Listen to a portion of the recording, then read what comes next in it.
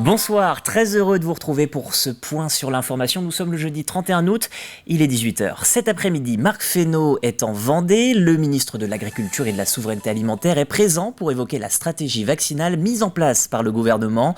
Le ministre estime le début de la vaccination entre le 1er et le 6 octobre.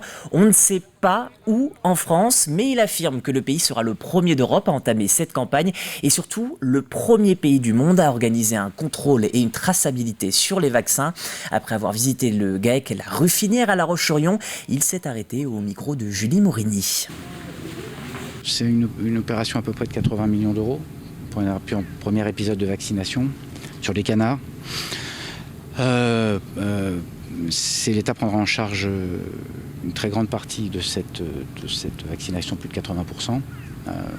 Moi, j'ai souhaité que la première année, la question financière ne soit pas un frein et que ce soit plutôt un élément pour inciter tout le monde à y aller et pour qu'on massifie les choses sans que se posent immédiatement toujours les questions financières. Plus des mesures de dédensification que je voudrais saluer aussi un certain nombre de gens dans les zones. On fait de la dédensification, ce qui permet de limiter aussi le risque. Et je voudrais saluer là aussi le travail qu'on a eu avec les organisations professionnelles, représentants de la filière et des filières. Parce que c'est la mobilisation des vétérinaires, la mobilisation de la filière, la mobilisation de l'État, en territorial comme au niveau national, permet aujourd'hui qu'on soit au rendez-vous de l'engagement qui avait été pris, c'est celui d'arriver à vacciner pour qu'on puisse entrer dans la nouvelle saison,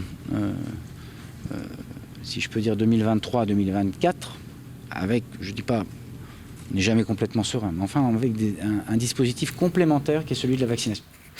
Marc Fesneau qui souhaite également raccourcir les délais d'indemnisation pour les éleveurs. Nous reviendrons bien sûr en détail dès demain sur la visite du ministre avec un reportage dans votre édition de 12h30. Au chapitre éducation, à chacun son rythme pour faire sa rentrée. Et si officiellement la plupart des jeunes feront leur premier pas à l'école le 4 septembre, certains ont fait le choix d'une rentrée anticipée. Depuis début août, plusieurs élèves font appel à Vendétudes. L'agence de soutien scolaire propose des stages de 4 jours pour retravailler les programmes. Alix Lanos. Dans un exercice d'étude de fonction, si on se trompe sur la dérivée, après tout le reste est faux. Fonction dérivée, la fin du mois d'août a déjà comme un air de rentrée pour Laura, Maxime et Anaël. Tous les trois passent en terminale et leur spécialité choisie, les mathématiques, leur a donné du fil à retordre l'année dernière. Alors ils ont choisi de faire ce stage intensif avant de reprendre le chemin du lycée.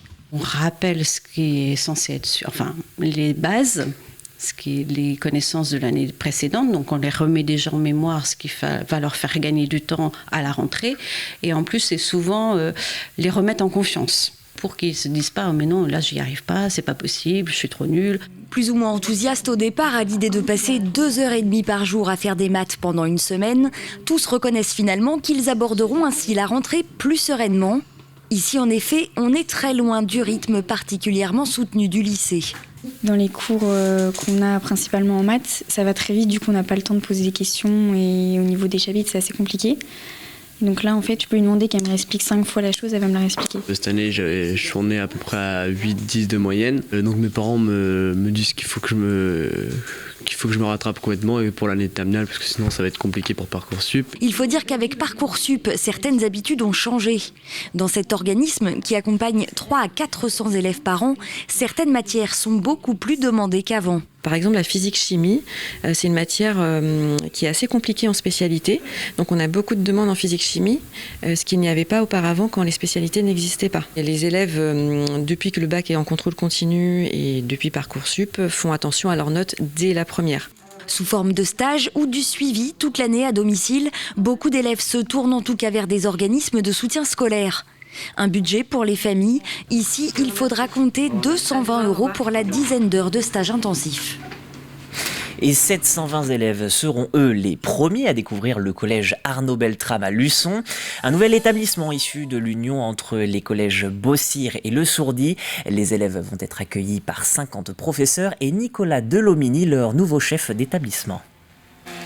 Il y a toujours des détails à affiner parce que c'est le plaisir d'un gros chantier comme celui-ci. C'est que bien quand on regarde à droite, à gauche, parfois un petit peu dans les coins, on s'aperçoit qu'il y a toujours des détails. Il y a des entreprises qui repassent faire une petite touche de peinture par-ci par-là, nettoyer certains aspects liés au chantier qui n'ont pas pu être faits précédemment. Donc oui, on a des électriciens en ce moment, on a des paysagistes. Nous avions également ce matin les pompiers, les gendarmes qui étaient là pour tous les aspects liés à la sécurité de l'établissement. Donc tous les jours, en effet, il y a des entreprises qui sont sur site pour faire en sorte que cette rentrée soit la plus réussie possible. Opération tractage pour Attaque Vendée et Extinction Rébellion. Les deux associations ont occupé hier le rond-point des Ajoncs au bord de l'aéroport de La Roche-sur-Yon. Plusieurs revendications pour la quinzaine de manifestants réunis. L'interdiction des jets privés ou une taxe kérosène. Les militants sont également vent debout contre une société spécialisée dans le transport par jet privé installée en Vendée. Il y a une société de jet privé qui s'est installée et qui propose ses services donc aux entreprises. Et l'offre ici crée la demande. Dans d'autres villes de France, il n'y a pas de jet privé parce que tout simplement, il n'y a pas de prestataire de services qui propose de transport en jet privé. Donc là, on demande aussi aux entreprises qui utilisent ces services d'abandonner et d'avoir un esprit de responsabilité. Maintenant, il faut à la fois prendre des mesures d'interdiction, mais aussi créer des alternatives qui permettent de voyager. Mais elles existent déjà. Il faut développer les infrastructures ferroviaires, etc. Mais il n'y a pas d'autre choix et de chemin que ça. On termine avec du sport. Ce soir, Alexandre Lenaour fait le point sur les grandes échéances de l'année, du basket, du rink hockey, mais aussi du football pour les clubs vendéens. Sur les terrains de football, on scrutera tout particulièrement cette année les performances de deux équipes en National 2, les Herbiers tout d'abord, dont l'ambition est de viser le plus haut possible en championnat, et puis le tout jeune promu de La Roche VF, dont l'objectif principal sera le maintien en N2. En basket, l'équipe à suivre, c'est bien évidemment celle de La Roche Vendée Basket en Ligue féminine, les Tigresses qui disputeront aussi cette année l'Eurocup. Côté garçons, on observera les prestations de deux clubs en National 1, celle de Chaland, le VCB, et des Sables Vendée Basket. Sur les terrains de handball, Pouzauges évoluera bien en National 1 masculine, et chez les féminines, il faudra suivre l'équipe première de La Roche Vendée Handball qui visera le haut de tableau en N1. Autre formation sur laquelle il faudra compter, celle du FC Lyonnais en rugby, promu en Fédéral 2. On sera donc forcément attentif au premier pas du FCY en championnat. Et puis enfin, en rink hockey, les Lyonnais de la Vendéenne engagés en N1 Elite. Le club disputera la Ligue des Champions cette saison et jouera pour les premières places en championnat.